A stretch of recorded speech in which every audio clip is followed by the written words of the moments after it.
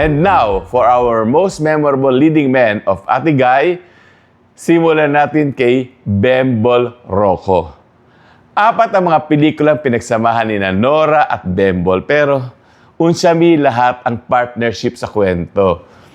Sa 3 taong walang Diyos, syempre si Christopher De Leon ang leading man ni Guy.